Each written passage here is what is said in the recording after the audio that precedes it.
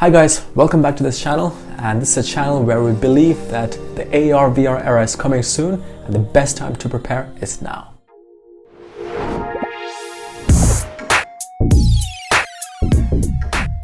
So some wise guy said that you can't predict the future, but you can invent it.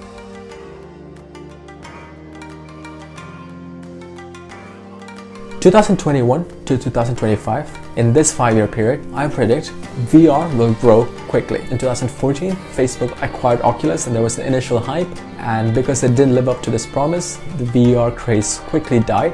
But then it slowly picked up and is gaining momentum slowly and steadily. Mainly Oculus is leading it now. They released the Oculus Go, the Quest 2, and they're all doing really well. In fact, there were recent news that Quest 2 has sold more than its entire Oculus series. So yeah, things are happening quick, things are growing. And according to Zuckerberg, for VR to have a self-containing ecosystem where both developers and consumers are winning, it will take about 10 million users. In addition to the Quest series, there's also the Apple VR headset, which is rumored to be releasing next year. And if you notice the WWDC poster pictures, nearly all of them have images of avatars wearing glasses. So my gut feeling is they might announce the VR headset right in this WWDC happening this June. So we'll see.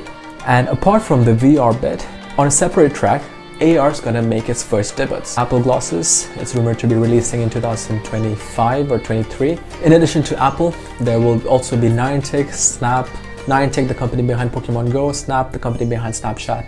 Both of them would release their own AR-enabled glasses. They've already hinted to it. So yeah, we'll see version 1 of AR glasses. So during this 5-year period, we'll see AR, VR in separate tracks. VR is growing quicker than AR, and AR is just making its beginnings.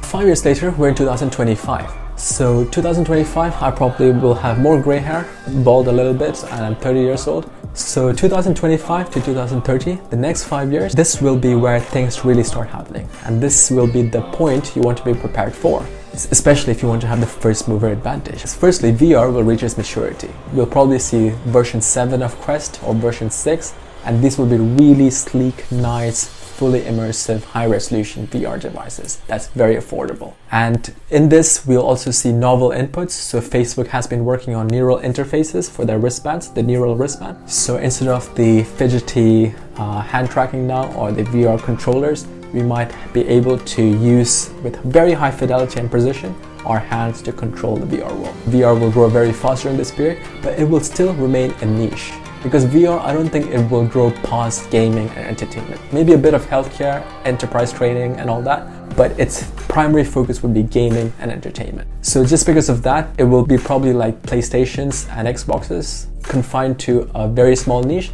but with a bit more applications than just PlayStation, which is just gaming. So for AR, for Apple, I believe they are best poised to take this technology mainstream. They may release their version 2, 3, 4 of their AR glasses, just like they did for the Apple Watch. During this time, people will start realizing the usefulness of this technology. For companies and knowledge workers using AR glasses, you don't have to travel to conference. Instead, you could attend there holographically with a very real sense of presence. For everyday humans like me and you, instead of Skyping on a 2D screen, we could Skype with our family in AR, where they will appear as holograms right in your room, and again, feel that real sense of presence.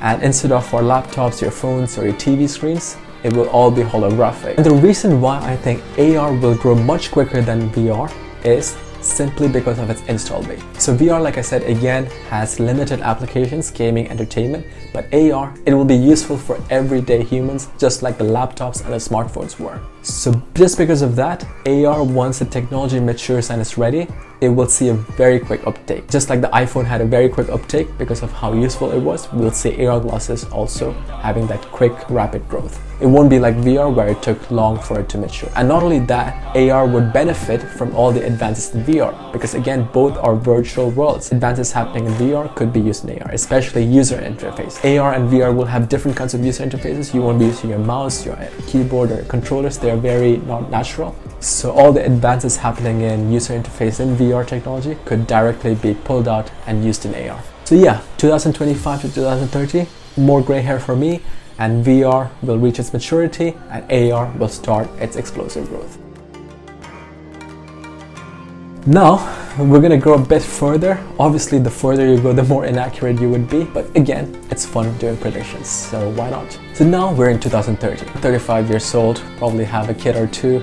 I think this will be a point where AR and VR will converge into one. There will be one device which could do both. And this won't be a glasses. I think by this time, there will be contact lenses. So there's companies like Major already working on it right now, but I think within that 2030s would be the time where we'll see those first versions of those contact lenses. So these contact lenses would be our window to our digital worlds. That'll be really amazing. The inputs to these devices, it won't be our hands, it won't be the neural interfaces where we could control things with high fidelity with our hands. So during this time, thought-controlled AR VR would become a possibility. So companies like Valve is already looking at it. There's NextMind, which is using brain-computer interface technology with VR.